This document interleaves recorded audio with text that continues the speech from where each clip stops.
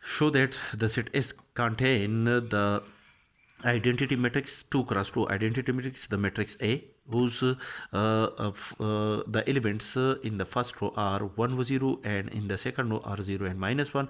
The matrix B, whose elements in the first row are minus 1 over 0 and the elements in the second row are 0 1. The matrix C, whose elements in the first row are minus 1 over 0 and the element in the second row are 0 and minus 1, form a group under multiplication. Proof. Since the multiplication of the matrix A with the matrix B gives a matrix C, which is an element of the set S, the multiplication of the matrix A with the matrix C gives a matrix B, which is again an element of the set S. The multiplication of the matrix B with the matrix C gives a matrix A, which is again an element of the set S. And the multiplication of the identity matrix with each of the matrix A, B, C gives the matrix A, B, C, which are the result of the set S again by according to the property of the identity matrix. Therefore, ordinary multiplication is a binary operation on the set S defined above. Also, since the associative law with respect to multiplication hold in matrices, that is for any three matrices I, A, B and C, we select any three elements in the set S, then the multiplication of the matrix I with the matrix AB is equal to I multiplied by A multiplied by B. That is, if we select any three elements from the set S, these elements are the matrices, then the according to the associative law with respect to multiplication, the associative law with respect to multiplication hold in matrices.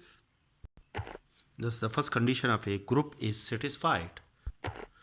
Also, the inverse of the matrix A is the matrix A by itself. The matrix of the inverse of the matrix B is the matrix B by itself, and the inverse of the matrix C is matrix C, which are the element of the set S, and the matrix of the identity matrix is the identity matrix, which is an element of the matrix A, which is the element of the set S. Therefore, each matrix is the inverse of itself. Thus,